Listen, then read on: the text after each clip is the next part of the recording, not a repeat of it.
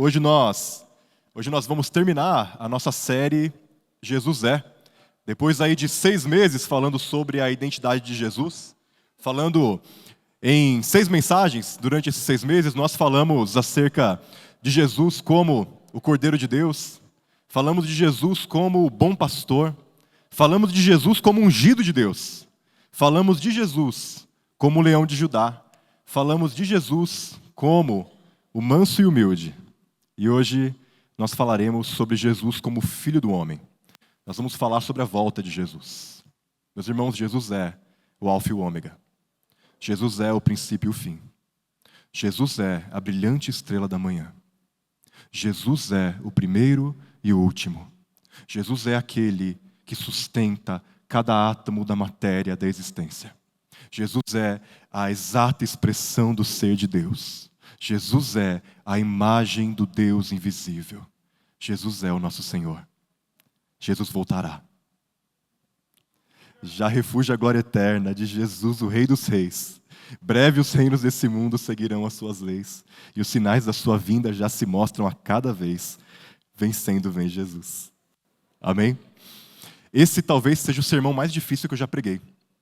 E não só porque ele é um texto exegeticamente desafiador, um desafio interpretativo, mas também porque ele é um texto difícil, um texto duro, um texto pesado. Por isso eu tenho 2 presentes para pedir para você nessa manhã. Além de tudo isso, eu estou muito gripado. A minha esposa não está aqui, Benjamin não está aqui, porque a gente vem aí de uma carreira de 2 semanas aí de muita tosse. Mas eles estão bem, graças a Deus. Mas eu quero pedir 2 presentes para você. Primeiro, eu quero pedir a sua atenção. Nós vamos mergulhar em assuntos difíceis. Vamos falar de temas complexos. Nós vamos falar de eternidade. E eu preciso que você esteja comigo. Depois eu quero pedir o segundo presente. Eu quero que você ore por mim nessa manhã. Não apenas ore comigo, mas ore por mim também. Eu acredito no que os puritanos costumavam dizer, que a fiel pregação da palavra, a palavra de Deus, quando ela é pregada com fidelidade, ela também é a palavra de Deus. Eu quero pedir que hoje o Senhor fale. Eu não tenho nada para oferecer, meus irmãos, mas o Senhor Jesus tem. Por isso eu gostaria que nesse momento você, se possível, estendesse as suas mãos. Vamos orar juntos. Vamos orar ao Senhor para que Ele fale conosco. Para que nós possamos ouvir a voz dEle, que é como o som de muitas águas. E que Ele quebrante nosso coração essa manhã. Senhor, nós nos colocamos diante de Ti, Senhor. Nós nos prostramos em Tua presença, Senhor. Senhor Senhor Deus, quanto mais nós Te conhecemos, mais maravilhados nós ficamos, Senhor. Quanto mais nós, Senhor Deus, conhecemos a Tua maravilha, Senhor Deus, a Tua identidade, Senhor, a Tua realeza, a Tua glória, mais nós queremos Te conhecer, Senhor. E, Senhor, nós sabemos, Pai, que nós poderíamos passar a eternidade inteira mergulhando, Senhor, nas profundezas da Tua sabedoria, e ainda assim nós não passaríamos do raso, Senhor. Senhor, fala o Senhor ao nosso coração. Fala o Senhor aos nossos ouvidos, Senhor. Espírito Santo, fala o Senhor. Não há lugar para o homem, Senhor. Não há lugar, Senhor Deus, para mim. Mas a Tua palavra é fiel, eficaz. Ela é martelo que esmiuça a penha. A Tua palavra, Senhor Deus, não volta sem resultado. Que, Senhor, nessa manhã, a Tua palavra cause efeito em nossos corações. E que em nós, Senhor Deus, hajam frutos, Senhor. Hajam frutos. E também grande anseio pela espera, pela Tua vinda. Pois em breve vem o Senhor. Fala ao nosso coração nessa manhã, no nome santo e bendito de Jesus. Amém. Amém. Meus irmãos, a gente tem a tendência, e isso tem se tornado cada vez mais latente nas nossas igrejas, de tornar Jesus um mero trampolim. De tornar Jesus uma mera plataforma, de fazer de Jesus um meio para que a gente consiga alguma coisa. Jesus se torna assim um terapeuta dos ruins, que não pode falar o que a gente tem que mudar na nossa vida. Jesus se torna assim um coach, alguém que vai te colocar para cima, alguém que vai te incentivar, alguém que vai te fazer destravar as suas habilidades internas, que vai fazer o seu mindset mudar, que vai mudar a chave aí da sua vida. Jesus se torna um meio para que você realize os seus sonhos. Jesus se torna mais alguma coisa que a gente pode usar e consumir, porque a gente se esquece quem Jesus é. Jesus, Ele é o Senhor. E se Jesus é o Senhor, Ele é rei. Se Jesus é rei, Ele é soberano. Se Jesus é soberano, Ele também sustenta o universo na palma das suas mãos. Se Jesus sustenta todas as coisas, Ele é juiz. Ele é justo. Ele vê todas as coisas. Ele é vingador. Jesus é o justo juiz, o Rei eterno, que não deixa a maldade passar impune. Jesus tem olhos como de fogo. A linguagem de Apocalipse é que os olhos de Jesus, eles examinam até o íntimo do nosso ser. Jesus reina, Ele é soberano, Ele é Senhor. E nós não podemos nos esquecer disso. Nós não podemos perder de vista quem é Jesus, para que no dia da sua vinda, a gente não seja pego de surpresa. Jesus é o Filho do homem. E isso significa muito mais do que a gente pode até mesmo conceber. Eu gostaria que você abrisse a sua Bíblia comigo hoje, no texto de Mateus, capítulo 25. Nós vamos ler do versículo 31 até o versículo 46, mas vamos ler em parte. Nós vamos abordar esse texto hoje, mais uma vez um texto difícil, um texto complexo, um texto duro. Nós vamos lê-lo em 3 momentos. No primeiro momento, nós vamos ler esse texto vendo que Jesus é o Filho do homem que julgará o mundo. Depois, nós veremos que Jesus é aquele que acolherá e recompensará as suas ovelhas benditas. E por último, nós veremos que Jesus é aquele que condenará e punirá os cabritos malditos. É sobre isso que nós falaremos hoje, meus irmãos. Por isso, abra sua Bíblia comigo, Mateus 25, a partir do versículo 31. Vamos ler só os primeiros 2 versículos nesse primeiro momento. Nos diz assim a palavra de Deus. Quando o Filho do homem vier, na sua majestade, todos os anjos com ele, então se assentará no seu trono de glória. Todas as nações serão reunidas em sua presença e ele separará uns dos outros, como o pastor separa as ovelhas dos seus cabritos. Amém. Meus irmãos, a gente vai entender melhor esse texto à luz do contexto dessa passagem. Esse é o último sermão de Jesus registrado no Evangelho de Mateus. Mateus registra 5 grandes sermões de Jesus, fazendo alusão ao Pentateuco, aos 5 primeiros livros da Bíblia. Aqui nós temos 5 grandes sermões de Jesus em Mateus, e o último deles se refere aos tempos do fim. No último deles, Jesus está ali com seus discípulos, sentado no jardim do Getsêmani. De longe é possível ver o templo de Jerusalém, a cidade, os muros. E os discípulos perguntam para Jesus: Mestre, quando será o tempo da tua vinda? E quais serão os sinais que precederão o reino de Deus? Nesse momento, Jesus então começa o seu sermão escatológico. Ele começa a falar dos tempos do fim. Ele começa a nos falar o que vai acontecer nos últimos dias. E os últimos dias, não se enganem, não são apenas os derradeiros dias do final dos tempos, mas todos os dias da ressurreição de Jesus até a sua vinda gloriosa. Nós já estamos nos últimos dias. Ele começa a falar sobre esse período de tempo, aonde tudo aconteceria e precederia os sinais da sua vinda.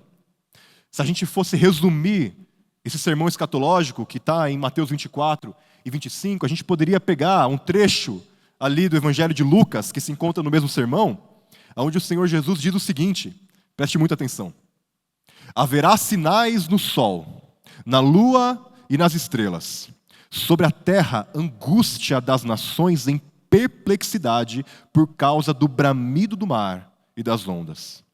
Os homens desmaiarão de terror, apreensivos com o que estará acontecendo no mundo, pois os poderes do céu serão abalados. Então se verá o Filho do homem vindo numa nuvem com poder e grande glória. Quando estas coisas começarem a acontecer, levantem a cabeça de vocês, porque a redenção de vocês se aproxima. Amém? Meus irmãos, o Filho do Homem virá. Esse é o tema do sermão escatológico de Jesus. O Filho do Homem virá. Mas o que significa Jesus ser o Filho do Homem? Por que esse título é importante? Por que esse título é importante à luz de todos os títulos que nós aprendemos de Jesus, sobre ele ser o Cordeiro de Deus, o Bom Pastor, o Messias e por aí vai? O Filho do Homem é a autodesignação preferida de Jesus. Jesus usa o título Filho do Homem mais de 80 vezes nos Evangelhos. Sempre que Jesus fala acerca de sua própria identidade como Filho do Homem, ele fala da sua humilhação, da sua crucificação. Ele fala da sua encarnação. Lembra? Porque nem o Filho do Homem tem onde repousar a sua cabeça. Lembra que Jesus diz, o Filho do Homem será entregue nas mãos dos gentios e será crucificado? Mas toda vez que ele usa também esse título, ele também fala da sua exaltação, como nós vimos aqui nesse texto. Porque o Filho do Homem virá na sua nuvem, com poder e grande glória, e com seus anjos, e as nações da terra se lamentarão. É que diz o título de Jesus em Mateus capítulo 25. Mas, da onde vem esse termo? Porque alguns gostam de dizer que Jesus se chamava de Filho do Homem como uma expressão de humildade, como se ele estivesse dizendo, eu não sou nada além de um homem comum. Eu não sou nada mais do que um simples homem. Não me venerem. Não achem que eu sou Deus. Muito pelo contrário. Lê do engano. Quando Jesus fala sobre si mesmo como Filho do Homem, ele está nos remetendo diretamente à profecia de Daniel, capítulo 7, versículos 13 a 15. Em Daniel, capítulo 7, o profeta, na corte da Babilônia, ele está vendo uma visão, a visão dos reinos desse mundo, de todos os governos déspotas que tomaram vulto nesse mundo durante toda a história, desde os babilônios até os persas, os gregos, os romanos, e depois no fim ele vê o governo do anticristo. Ele vê todas essas nações, esses poderes se levantando, mas no ápice da sua revelação, ele vê a vinda do reino de Deus. Lembra da visão de Daniel? Onde Nabucodonosor tinha tido um sonho e ele vê uma estátua, e naquela estátua simboliza todos os governos do mundo, então vem uma rocha cortada sem auxílio de mãos, destrói aquela estátua e se torna uma montanha. Este é o reino de Deus. Essa visão se desenvolve em Daniel capítulo 7, a ponto de Daniel ver não somente o estabelecimento do reino de Deus, mas o rei do reino de Deus. Daniel 7, versículo 13 a 15 nos diz, eu estava olhando nas minhas visões de noite, e eis que vinha com as nuvens do céu alguém como um filho do homem. Ele se dirigiu ao ancião de dias e o fizeram chegar até ele. Foi-lhe dado o domínio, a glória e o reino para que as pessoas de todos os povos, nações e línguas o servissem. O seu domínio é domínio eterno, que não passará. O seu reino jamais será destruído. Daniel está vendo a chegada do grande rei. Daniel está vendo o fim dos governos desse mundo e o estabelecimento do reino perpétuo de Deus através de um rei semelhante a um filho de homem. Algumas características aqui desse que é semelhante a um filho do homem. Primeiro, ele é humano e divino. Ele é humano e divino. Ele não é um simples homem. Ele é humano, mas ele também é Deus. Quem na história foi assim? Quem é semelhante a esse filho do homem? Outra característica, nós vemos também aqui no texto, que esse filho do homem recebe toda a autoridade diretamente das mãos de Deus. Aqui no texto, o ancião de dias é o próprio Deus. Ele entra na presença de Deus e ele recebe das mãos do próprio Deus toda a autoridade. Isso te lembra de alguma coisa? Isso te lembra de um texto que diz, toda a autoridade me foi dada nos céus e na terra? Portanto, vão e façam discípulos de todas as nações? Isso te lembra daquela pregação maravilhosa do pastor Daniel? Hoje ele está aqui, eu posso elogiar ele publicamente. Lembra da pregação do Salmo 24? Aonde o Rei da Glória entra na presença de Deus, aonde ninguém poderia entrar. E os portais do céu se abrem para que o Rei da Glória entre, porque ele é aquele que é digno de estar na presença de Deus. Você se lembra da nossa mensagem, Apocalipse capítulo 5, o leão da tribo de Judá, aquele que é digno de entrar na presença de Deus, tomar o livro e revelar o seu conteúdo, esse texto está falando sobre isso. Esse Filho do Homem é aquele que entra na presença de Deus e recebe toda a autoridade. Como também é dado a ele reinar sobre todas as nações e línguas. Isso é muito importante, porque nós estamos falando aqui de cada etnia da face da terra, cada grupo linguístico e cultural. Esse rei reinará sobre todos os povos. Isso te lembra de alguma coisa? Digno é o Cordeiro de receber a honra, a glória, o louvor, o poder, a riqueza, porque ele comprou com seu sangue pessoas de toda tribo, povo, língua e nação. Esse texto está falando sobre o Filho do Homem. O seu reino jamais terá fim.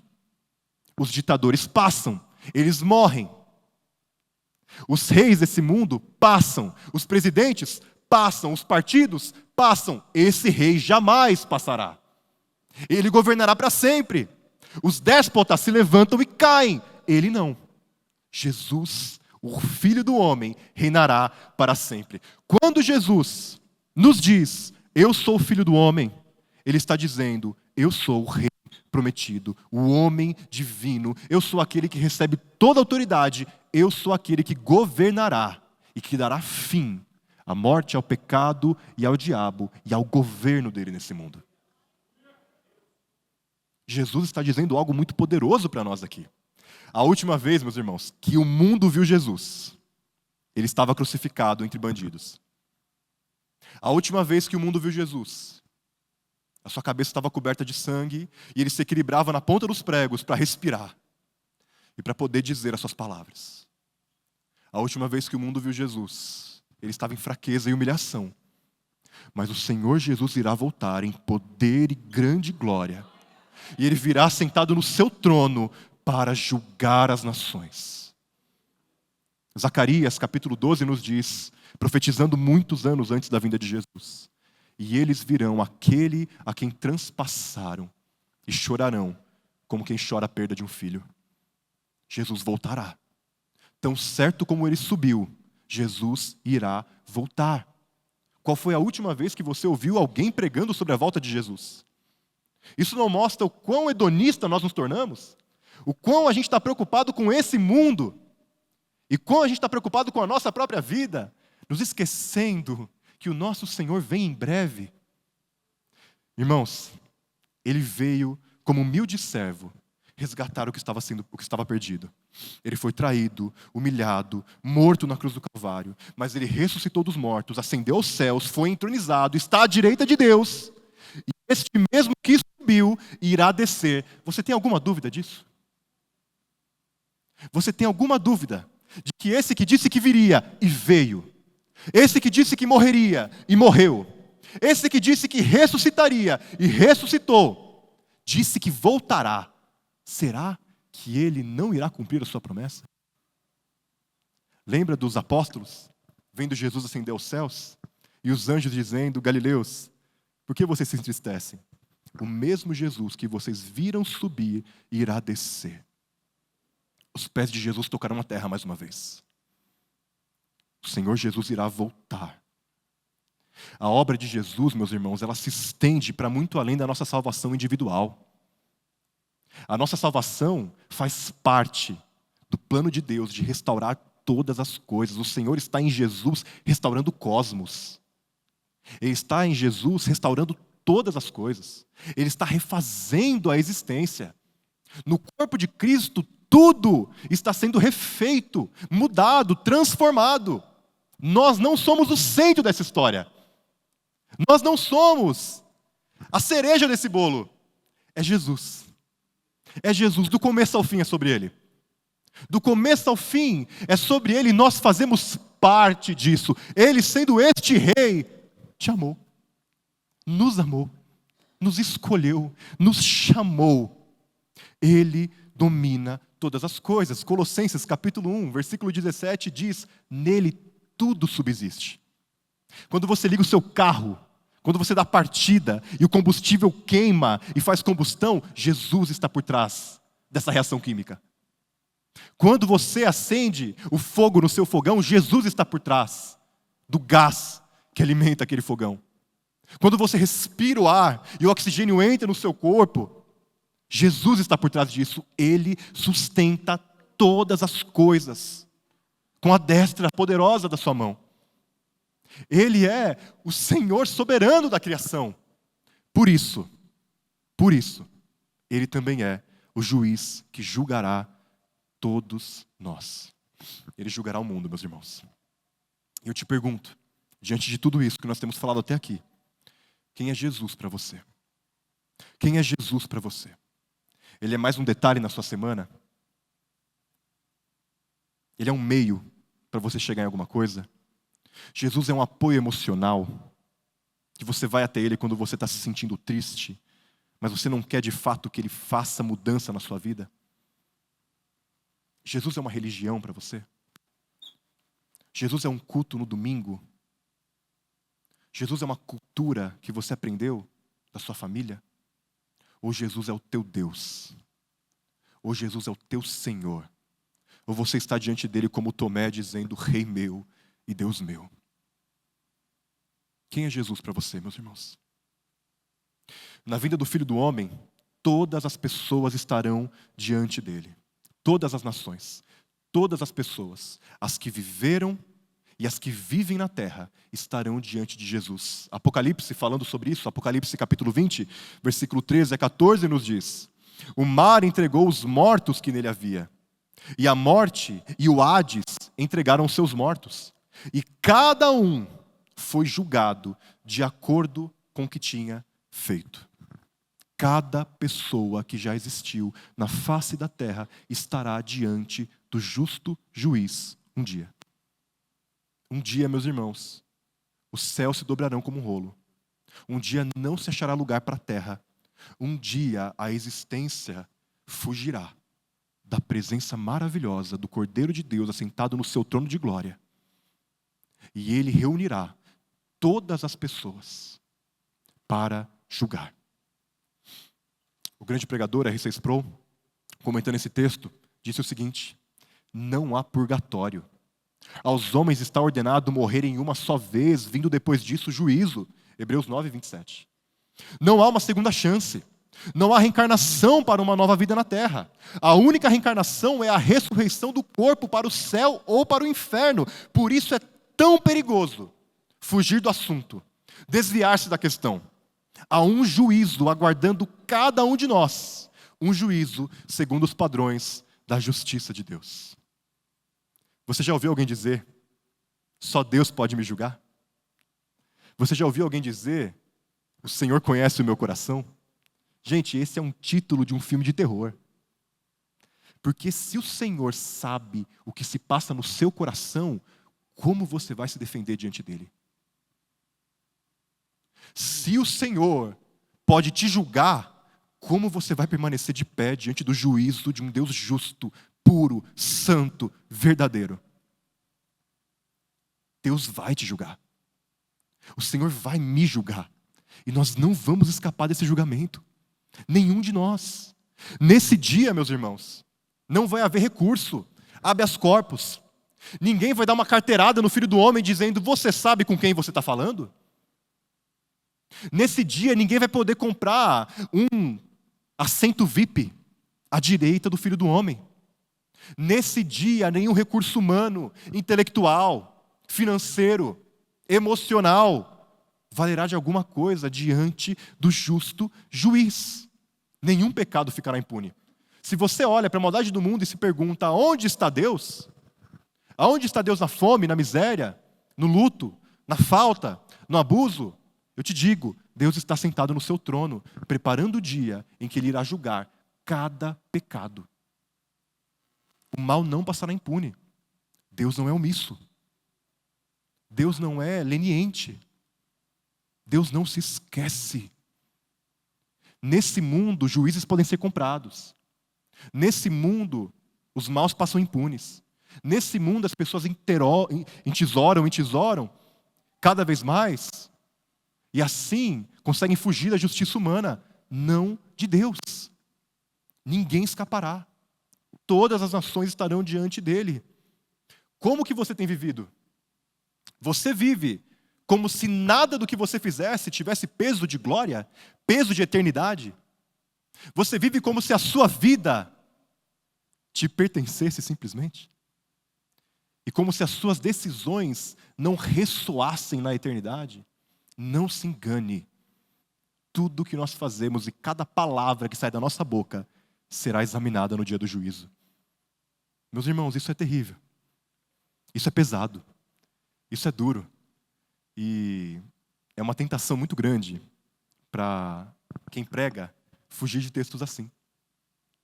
Porque o que seria melhor? Vim aqui hoje diante de vocês e falar sobre o grande amor de Deus, e falar sobre a alegria disposta para nós, e falar sobre as vitórias que o Senhor tem feito em nossas vidas e que fará, e tudo isso é bom, é válido, mas nós não podemos ser nécios. O apóstolo Paulo diz o seguinte para a igreja, ele fala assim: eu não quero que vocês sejam ignorantes quanto às coisas do fim. Porque ai de mim, meus irmãos, ai dos pregadores dessa igreja, acalentar os irmãos para a fogueira, sem nunca ter dito a respeito do justo juízo de Deus. Nós temos uma responsabilidade. Por isso, é preciso que você olhe hoje e se coloque diante de Cristo, sabendo que um dia você será julgado. Nesse grande julgamento, meus irmãos, só haverão dois tipos de pessoas. Jesus, nesse sermão escatológico, ele conta, depois de falar dos sinais da sua vinda e do texto que nós lemos, Jesus ele fala algumas parábolas, uma delas que o pastor Daniel leu aqui para nós, no momento das ofertas, acerca de como esperar a vinda do Filho do Homem. Como que nós devemos esperar a vinda de Jesus? E ele conta algumas parábolas. A primeira delas é de um servo mau e de um servo bom. O servo bom cuida, espera, ampara os outros servos, está atento, vigilante. Enquanto o servo mau diz: o meu senhor se demora, eu vou beber, eu vou bater nos servos, eu vou comer a comida do Senhor, eu vou viver do meu jeito. Mas o Senhor volta, encontra aqueles dois, recebe o servo bom e pune o servo mau. Outra parábola é das virgens prudentes e das virgens imprudentes. Algumas levam óleo, esperam o noivo chegar, estão atentas, preparadas. Outras não. Outras são nécias, são tolas, são imprudentes. Não esperam, não se preparam, são pegas de surpresa, ficam para fora. Dois tipos de pessoas. A outra parábola é a dos talentos, que o pastor Daniel leu para nós. Dois tipos de servo. Um produtivo, um que multiplica aquilo que foi lhe dado. Um que trabalha, o outro que enterra. O outro que abandona, o outro que é negligente. Um é recebido, o outro é punido. Há só dois tipos de pessoas diante do julgamento do Senhor. E aqui no nosso texto, ovelhas e cabritos. Não há uma terceira via. Não há outro caminho. Não há um terceiro lugar diante de Cristo. Ou você é uma das suas benditas ovelhas, ou você está entre os malditos cabritos. Nós temos os anjos aqui no texto. E os anjos aqui cumprem o mesmo papel que eles cumprem na parábola do trigo e do joio. Lembra da parábola do trigo e do joio? Quando Jesus explica essa parábola, ele diz: os anjos virão e separarão o trigo do joio, os justos dos injustos. Os anjos aqui, mais uma vez, eles vêm com o Filho do Homem e eles separam cabritos de ovelhas, justos de injustos. Na época de Jesus, as ovelhas e os cabritos pastavam juntos. Mas de noite, o pastor separava as ovelhas dos cabritos, porque alguns dizem que os cabritos precisavam de mais calor, eles eram colocados para dentro, enquanto as ovelhas continuavam pastando. A questão aqui não é funcional. A gente não deve se perder aqui em detalhes do porquê cabrito, porquê ovelha. A questão aqui é duas espécies de pessoas diferentes. Duas espécies completamente diferentes. Dois tipos de gente. Cabritos e ovelhas. Justos e injustos. Só há, diante de Deus, filhos ou órfãos. Só há diante de Deus filhos de Deus, comprados pelo sangue precioso de Jesus, ou filhos do diabo, filhos da desobediência, mortos em seus pecados e delitos. Não há terceira via, não há terceiro caminho, não há meio crente. A separação de ovelhas e cabritos também havia sido profetizado. Ezequiel, capítulo 34, 17, nos diz: quanto a vocês, minhas ovelhas, assim diz o Senhor Deus, eis que julgarei entre ovelhas e ovelhas, entre carneiros e bodes. Tudo já está escrito. Irá se cumprir. O Senhor fará diferença entre justos e injustos. Não há um caminho do meio. Não há um caminho do meio. Se você tem cocheado entre dois caminhos, se você vive uma vida que responde a Deus e responde ao mundo, você não está em Cristo. Se você tem vivido uma vida no meio do muro, você já está do outro lado. Se você ainda não entregou por completo a sua vida em obediência ao Senhor, você ainda não pertence ao reino de Deus. Isso é muito sério, gente. Isso é muito radical, mas a palavra de Deus é radical. Infelizmente, a gente perdeu um pouco da radicalidade da palavra, mas Jesus é muito sério quando ele fala disso, porque ele ama você. Se o Senhor não nos amasse, ele nos manteria na ignorância, mas não é o que ele faz. Por isso você não pode passar mais nenhum dia da sua vida sem ser completamente de Cristo, sem estar completamente nele, sem ter certeza de que você é uma ovelha de Jesus, de que você lhe obedeceu, de que você está lhe seguindo, porque não há uma terceira via, não há um terceiro caminho.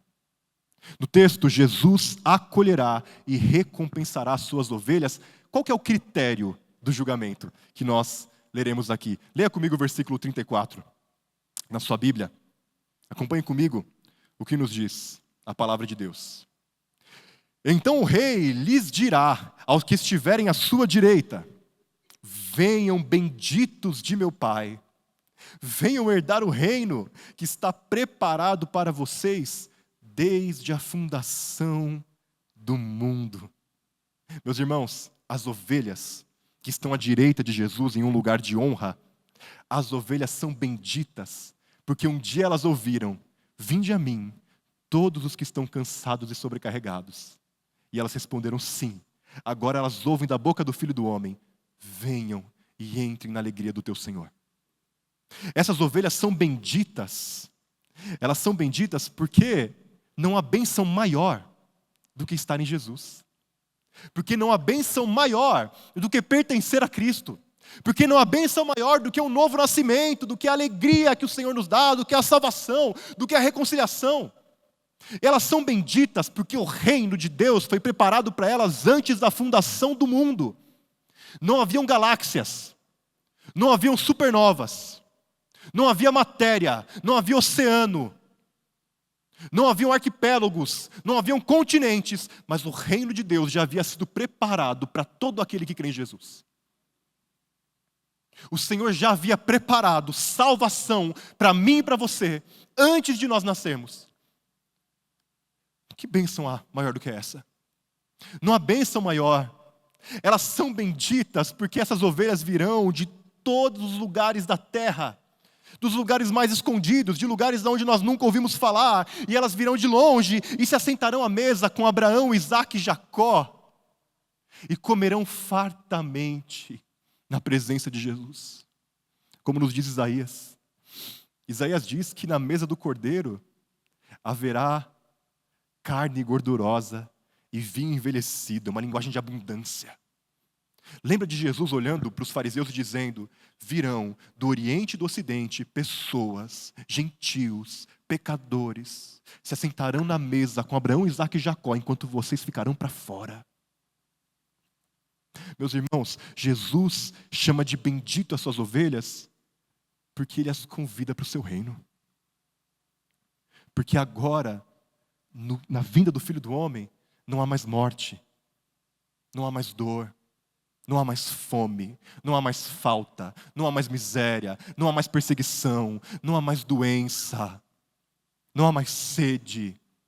Agora há fartura, as velhas coisas já passaram, elas são benditas, elas são felizes.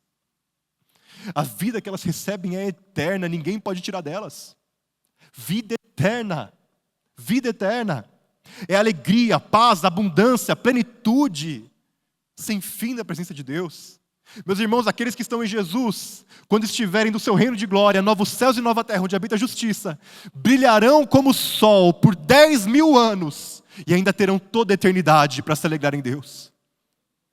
Passarão a eternidade conhecendo e se deliciando com a sabedoria do Senhor, se maravilhando vendo a Ele face a face, ouvindo sua doce voz, estando com os irmãos para sempre, em comunhão perfeita, num lugar onde não há pecado, onde não há miséria, onde não há falta. Bendito seja Jesus, que chama pessoas como nós para o seu reino. Não há bênção maior. Por isso ele diz: venham, venham, venham, já chega de serem devoradas pelos lobos. Já chega de serem perseguidos pelos ímpios. Já chega de passarem necessidade. Chega, o reino é de vocês. É chegado o reino de Deus. Venham a mim e eu lhes darei descanso. Toda dor acabou, toda morte se foi, as velhas coisas já passaram, e o Senhor enxugará dos nossos olhos toda lágrima. Imagine, meu irmão, imagine ouvir da boca do Filho do Homem: servo bom e fiel. Imagina o Filho de Deus olhando para você e dizendo: servo bom e fiel. Você foi fiel no pouco, entra na alegria do teu Senhor. Será que a gente não tem que passar a nossa vida dedicando a nossa vida ao Senhor só para ouvir essas palavras? Imagina, meus irmãos, o que diz Lucas capítulo 12, versículo 37.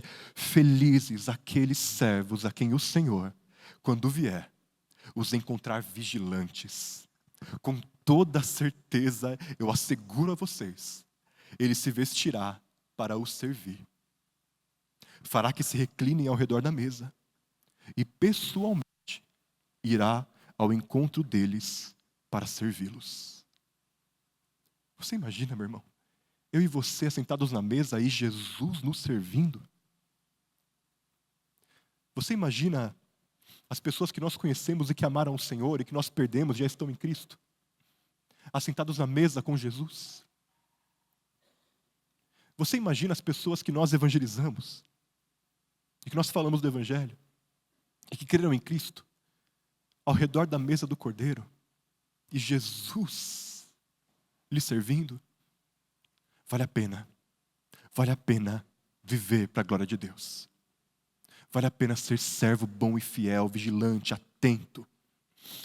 Essas ovelhas são benditas porque o que elas fizeram reflete o que elas são.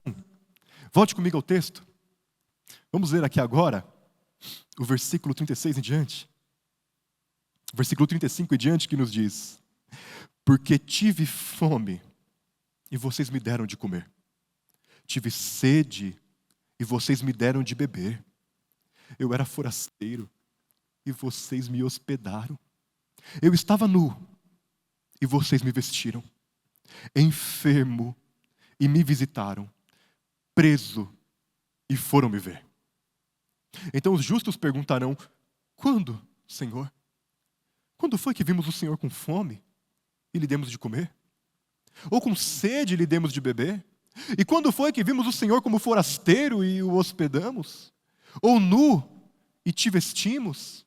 E quando foi que vimos o Senhor enfermo ou preso e nós fomos te visitar? Quando, Senhor? As ovelhas, elas estão tão acostumadas a servir e amar o próximo que elas nem se tocaram que estavam servindo o próprio Senhor Jesus. Imagine as ovelhas dizendo ao Senhor: quando, Senhor? Nós alimentamos muitos irmãos, mas o Senhor não estava entre eles. Nós demos água para muitos sedentos, mas não lembramos do Senhor. Nós hospedamos vários missionários e abrigamos vários irmãos imigrantes, mas o Senhor estava lá. Nós doamos roupas, Nós visitamos nossos irmãos na perseguição. Nós amparamos os doentes. Nós demos abrigos ao prisioneiro. Mas nós não lembramos do Senhor entre eles. A resposta das ovelhas é humilde. A resposta das ovelhas é a resposta de alguém que passou a vida servindo, amando, se entregando, sem esperar nada em troca. Elas nunca imaginaram que seriam recompensadas por fazer aquilo que lhes era natural, amar e servir. Mas Jesus responde a elas: sabe quando vocês fizeram isso? Toda vez, versículo 40, toda vez que vocês fizeram a um dos meus menores irmãos, a mim vocês fizeram. Toda vez que vocês fizeram a um destes meus pequeninos irmãos, a mim vocês fizeram. Quem são os pequenos irmãos de Jesus? Quem são esses pequeninos? Alguns usam esse texto para fundamentar a capelania hospitalar, prisional, para fundamentar ONGs e fundamentar também doações sociais. E tudo isso é justo e bom. É caráter da igreja. É chamado da igreja nós servirmos ao mundo em amor, em resposta, porque nós somos sal da terra e luz do mundo. É sim chamado de Deus para nós servir indiscriminadamente pessoas que amam o Senhor e pessoas que não amam. É sim chamado da igreja se dedicar à obra social, independente a quem seja. Mas esse texto não está falando disso. Os pequenos irmãos de Jesus, em todo o livro de Mateus, são seus discípulos. Veja só, Mateus 10, 40 a 42. Quem recebe vocês, recebe a mim. Quem me recebe, recebe aquele que me enviou.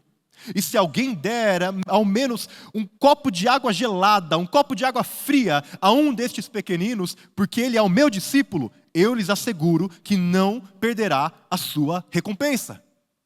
Mateus 18, versículos 5 e 6. Quem recebe uma destas crianças em meu nome, está me recebendo. Mas se alguém fizer tropeçar um destes pequeninos que creem em mim, melhor lhe seria amarrar uma pedra de moinho no pescoço e se afogar nas profundezas do mar. Mateus 11, versículo 28. Senhor dos céus e da terra, eu te louvo, porque o Senhor revelou essas coisas aos pequeninos, aos discípulos, aos que creem, aos menores do reino de Deus. Se você tem alguma dúvida que esse texto ainda trata acerca dos discípulos de Jesus, olha o que nos diz Hebreus 13, versículo 1 a 3. Seja constante o amor fraternal, o amor entre os irmãos. Não se esqueçam da hospitalidade, pois alguns, praticando-a sem o saber, acolheram anjos. Lembre-se dos presos, como se vocês estivessem na cadeia com eles. Dos que sofrem maus tratos, como se vocês mesmos estivessem sendo maltratados. Jesus está falando dos seus discípulos. Jesus está falando da sua igreja. Jesus se identifica com cada um dos seus discípulos. E servir o nosso irmão é servir Jesus. Servir o nosso irmão é servir o próprio Cristo. Principalmente aqueles que estão em perseguição. A sua família, os seus amigos, as pessoas do seu trabalho já te perseguiram pelo fato de você seguir a Jesus? Você já foi desprezado, caluniado, xingado, ofendido, perseguido por pertencer a Cristo? Pois Jesus se identifica com você. Jesus se identifica com você. Quantas pessoas hoje não estão sofrendo no mundo simplesmente por serem seguidoras de Jesus? Neste mês, no dia 13 de junho, 200 cristãos foram assassinados. Foram assassinados com facões na Nigéria. 200 cristãos. A estimativa diz que a cada 3 minutos morre alguém no mundo por não negar o evangelho de Jesus. Existem centenas de países hoje aonde crer em Cristo recorre em pena capital. Jesus se identifica com o seu povo. Jesus se identifica com as suas ovelhas. Não há cristão que sofra sem que Jesus sofra. Não há irmão passando necessidade sem que Jesus esteja em necessidade. Não há ninguém que passa dificuldade crendo em Cristo sem que Jesus esteja com ele. Esse texto não está nos ensinando salvação pelas obras, mas ele está nos mostrando que claramente toda a Escritura nos diz: fé sem obras é morta. Se tudo que nós temos para oferecer é uma boa estrutura de igreja, uma boa confissão, uma adoração extravagante, boa teologia, sem serviço em amor, nós não temos nada diante de Deus. O resultado da salvação, o resultado de ser de Jesus, é amar o povo de Jesus. Esse texto, meus irmãos, é um golpe fatal contra o individualismo, contra o consumismo. Porque não há evangelho sem comunhão. Não há evangelho sem vida na vida. Não há evangelho sem repartir. Não há evangelho sem sofrer com quem sofre, chorar com quem chora e se alegrar com quem se alegra. Não há evangelho sem família de Deus. Não há evangelho aonde sou eu e Deus e eu não quero saber quem está do meu lado. Não há verdadeiro crente em Jesus que não ame, se entregue e sirva ao povo de Deus. Mais uma vez é radical, mas é a palavra do Senhor. Porque é verdadeiro. Aquele que diz que ama o Senhor, mas não ama o seu irmão a quem vê, é mentiroso e o amor de Deus não está nele. 1 João nos diz isso. Mas o contrário também é verdade, meus irmãos. Por outro lado, nada do que fazemos para o Senhor é em vão. Nada. Até mesmo o serviço ao menor dos menores que creem em Cristo não passará em branco diante dele. Nada do que fazemos para Deus será perdido. Você imagina, meus irmãos, o Senhor Jesus olhando para nós, naquele dia e dizendo: eu entrei na sua igreja e você me abraçou. Eu precisei de uma cesta básica e você preparou uma para mim. Eu estava desempregado e você me ajudou. Eu cuidava dos meus pais enfermos sozinho e você me apoiou. Eu me esforçava para criar meu filho especial e você me auxiliou. Eu precisei de um tênis e você me vestiu. Eu voltei do campo missionário exausto e você me acolheu. Eu fazia parte de uma igreja isolada na África e você foi me visitar. Entra na alegria do teu Senhor, porque toda vez que você fez isso a um dos meus menores irmãos, a mim você fez. Vale a pena servir ao Senhor. Vale a pena ser igreja. Vale a pena se doar. Vale a pena continuar sendo generoso, amoroso. Lembra do que diz o apóstolo Paulo? Gálatas 6, versículo 9. Não nos cansemos de fazer o bem, pois no tempo próprio nós colheremos se não desanimarmos. Se nós não desanimarmos, no tempo próprio nós colheremos. Nós achamos, meus irmãos, que a única forma de servir a Deus é fazendo coisas extraordinárias. E nós esquecemos que o Senhor nos chama para fazer o extraordinário no ordinário, no dia a dia, na nossa relação uns com os outros. Isso é esperar Jesus com fidelidade. É encontrar o seu irmão em falta e estender a mão para ele. É saber quem está doente e visitar. É saber quem está passando necessidade e ser presente. É aconselhar alguém que está passando por um momento difícil. É estar presente em um casamento em ruínas. É estar do lado de um adolescente que vem sozinho para a igreja. É vestir aquele que vem há semanas com o mesmo par de tênis, porque não tem outro para vestir. É fazer o extraordinário no ordinário. Isso é esperar Jesus com fidelidade. É amar os nossos irmãos, tanto os de perto, os que estão aqui, diante dos nossos olhos, como os de longe, como os nossos irmãos fizeram indo a Moçambique. Isso é servir Jesus, meus irmãos. E a nossa recompensa não será perdida. Não se perde. E quem dera o texto acabasse aqui. E quem dera o texto acabasse aqui. Como eu gostaria que não houvesse mais versículos a expor. Mas existem. Porque o Senhor também condenará e punirá os cabritos malditos. Lê comigo a partir do versículo 41, o que nos diz a palavra de Deus. Então o rei dirá também aos que estiverem à sua esquerda: afastem-se de mim, malditos, para o fogo eterno preparado para o diabo e seus anjos, porque eu tive fome e vocês não me deram de comer. Eu tive sede e vocês não me deram de beber. Sendo forasteiro, vocês não me hospedaram. Estando nu, vocês não me vestiram. Achando-me enfermo e preso, vocês não foram me ver. E eles lhe perguntarão: quando foi? Quando foi que vimos o Senhor com fome, com sede, forasteiro, nu, enfermo ou preso e não o socorremos?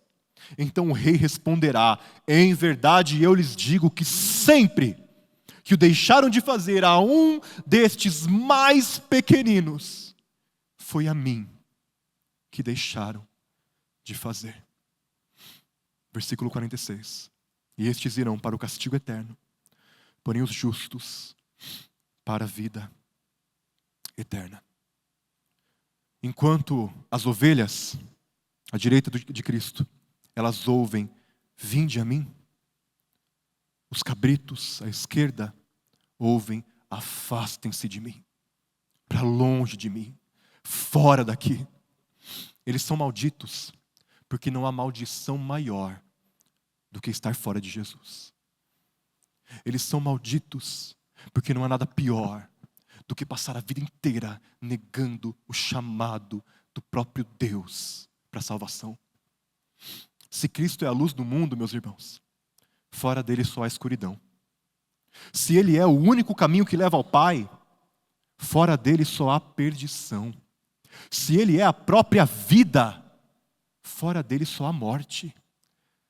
Como ele próprio disse: aquele que não crê no Filho já está condenado. Aquele que não crê no Filho de Deus já está condenado. Eles irão para o fogo eterno, preparado para o diabo e seus anjos. Enquanto o reino de Deus foi preparado antes da fundação do mundo, o inferno existe como resultado do pecado, para punir a maldade e o pecado. O inferno é o resultado de uma vida inteira de desprezo a Deus. Não haverão inocentes no inferno. Não haverão inocentes no inferno. E sabe o que é pior? Que todas as pessoas que estiverem lá saberão que será justo que elas estão lá. Não apenas o Senhor as condenará naquele dia, a sua própria consciência também. Elas saberão que elas negaram com todas as forças o chamado da salvação. Deus apenas permite que as pessoas continuem em seu caminho de obstinação.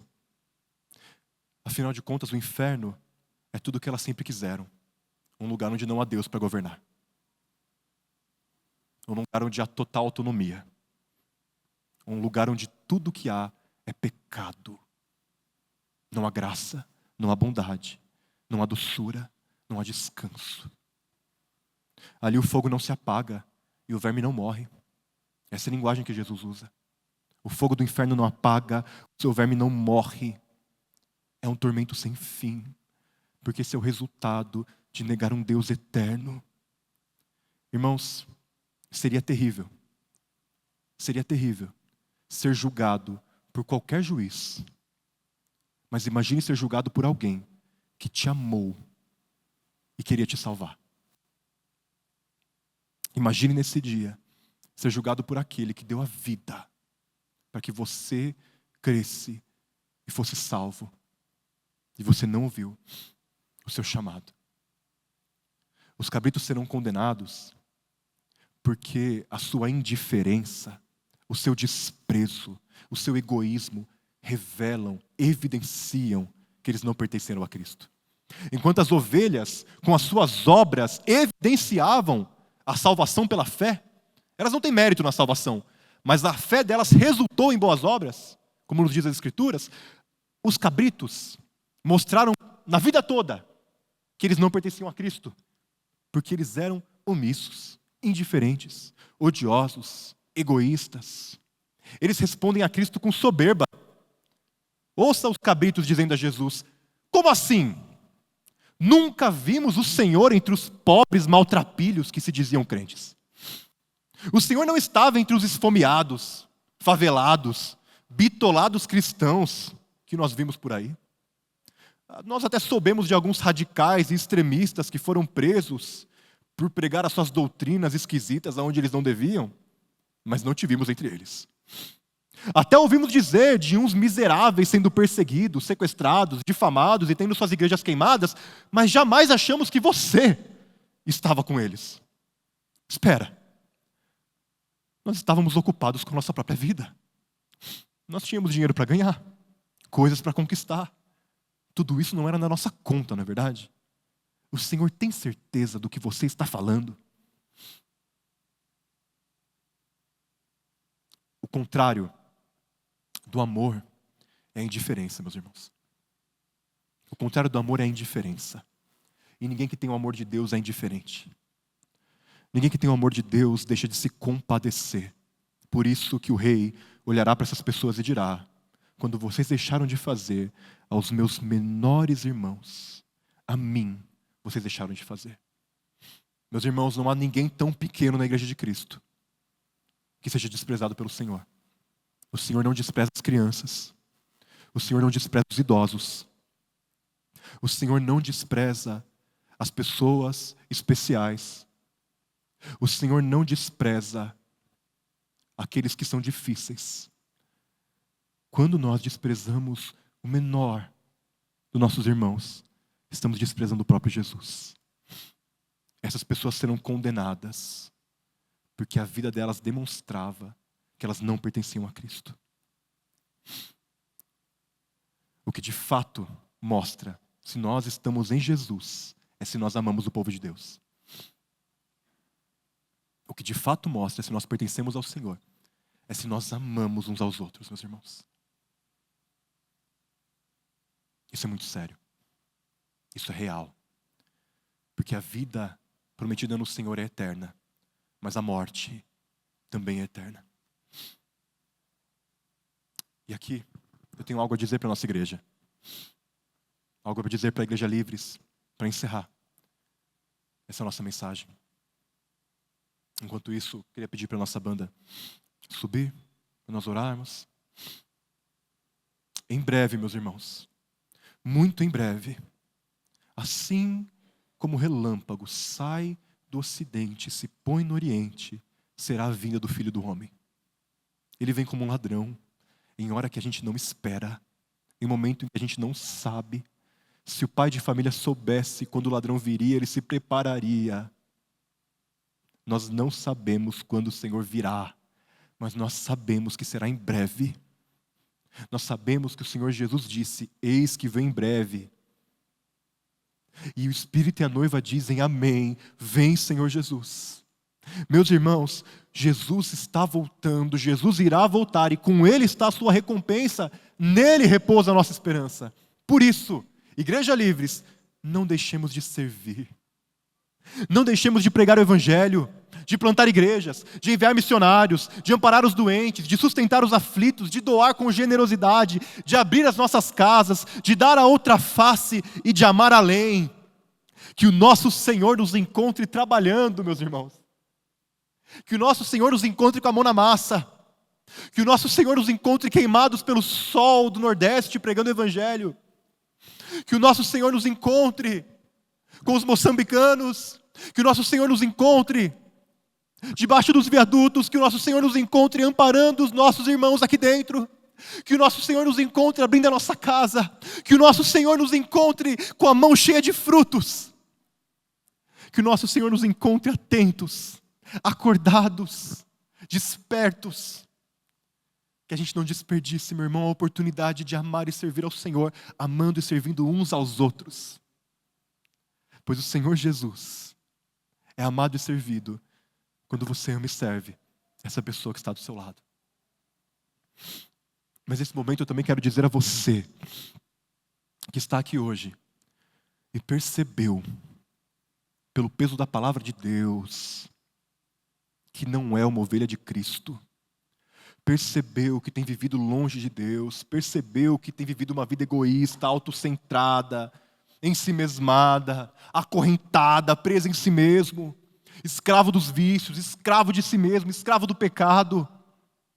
Você que acredita e que sabe no íntimo do seu coração que se os céus se abrissem hoje e o Filho do Homem viesse, você não estaria à sua direita. Hoje, as portas do reino de Deus estão abertas para você. Hoje, o Senhor está dizendo, e a sua voz ecoa dizendo: vinde a mim, pois todo aquele que vier até mim eu jamais lançarei fora. Hoje é tempo de salvação. Hoje é dia de se render ao Senhor. Hoje ainda é tempo. Hoje o Evangelho é pregado a todas as nações como testemunho. Hoje o Senhor Jesus diz: vem a mim, porque o Filho do Homem veio para buscar aquele que estava perdido. Porque o Filho do Homem veio para encontrar a ovelha desgarrada. Porque o Filho do Homem veio para achar aquele que está mergulhado no pecado, na maldade. Porque o Filho do Homem veio para aquele que sabe que não tem nada diante de Deus. É para você, meu irmão. Não espere que este dia te pegue de surpresa.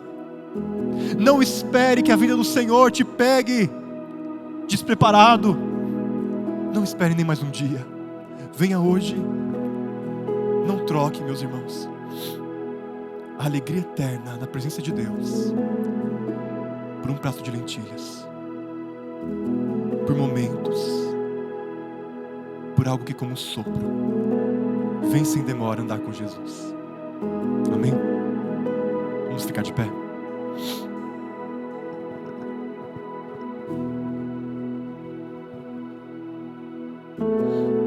Feche seus olhos nesse momento.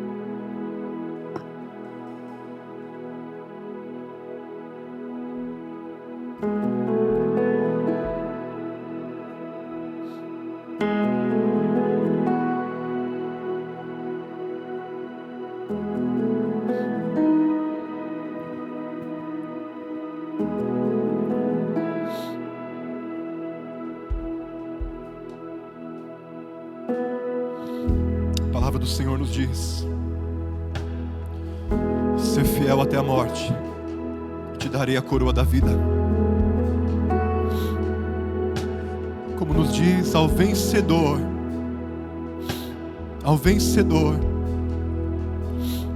será dado uma pedra com um novo nome. Como nos diz, eu sou o Alfa e o Ômega, o princípio e o fim. Eis que vem em breve, e comigo está a recompensa. A palavra do Senhor nos diz que o Senhor Jesus dará a coroa de glória a todos aqueles que amam a sua vinda. A palavra do Senhor nos diz que quando o Senhor descer da sua nuvem de glória e os seus pés tocarem o monte que se fenderá, e Ele restaurar todas as coisas, e com o sopro da sua boca Ele eliminar toda a maldade, todo o pecado, toda iniquidade, neste dia haverão novos céus e nova terra, onde habita a justiça. A palavra do Senhor nos diz que todo aquele que confessar o Senhor será salvo. Por isso, nessa manhã, nós podemos dizer: é dia de salvação, é dia de salvação, é dia de reconciliação, é dia de arrependimento, é dia de mudança, é dia de transformação. Por isso, meu irmão, que nessa manhã você ore primeiro por você, e peça: Senhor, faça com que o teu grande amor seja visto, evidenciado, manifesto em minha vida. Me ajuda a amar os meus irmãos, me ajuda a me doar mais, me ajude a me entregar mais. Eu quero te servir, Senhor. Mas ore também pela sua família. Ore para que o Senhor alcance com salvação os seus familiares. Ore para que o Senhor alcance com salvação as pessoas que estão ao seu redor, porque Ele vem em breve. E você que hoje está aqui e deseja entregar a sua vida ao Senhor Jesus, eu quero que você faça uma oração nesse momento. Confesse ao Senhor tudo aquilo que você tem a dizer a Ele, e se entregue por completo, porque Ele está de braços abertos para te receber nessa manhã. Vamos orar, meus irmãos, vamos orar. Senhor, nós te louvamos, Senhor.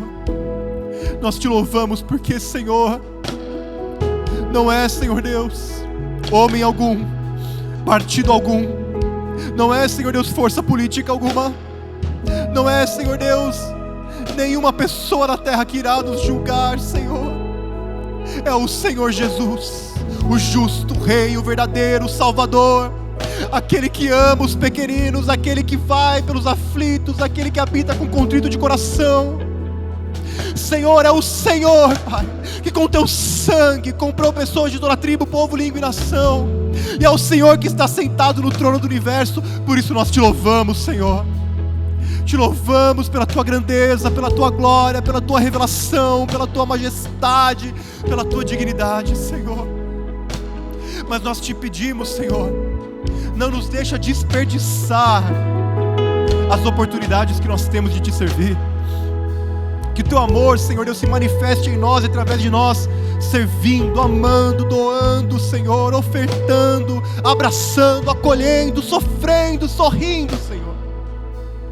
Senhor Deus, que a gente seja, Senhor Deus, um povo completamente marcado, Senhor, pelo serviço em amor, que leva no seu próprio corpo as marcas de Jesus, e que anseia, Senhor, ver o Senhor na tua vinda gloriosa. Como eu te peço, Senhor Deus, que nessa manhã o Senhor chame pelo nome, Senhor, aqueles que estão aqui, Pai, e a quem o Senhor está chamando e dizendo: vem a mim. Chama pelo nome, Senhor, chama no íntimo do coração. Que hoje haja salvação, conversão, transformação, remissão, Senhor, para que naquele dia, Senhor, nós estejamos juntos à direita do Filho de Deus. Senhor, alcança os nossos familiares, Senhor. Alcança, Senhor Deus, aqueles que ainda não creem, aqueles que zombam, Senhor, aqueles, Senhor Deus, que nos perseguem. Que vejam, Senhor, o Senhor enquanto há tempo, Senhor, e que nós sejamos um povo persistente na pregação e no testemunho do Evangelho, para que, Senhor, a nossa casa seja cheia, Senhor, de ovelhas, cheia de filhos e filhas.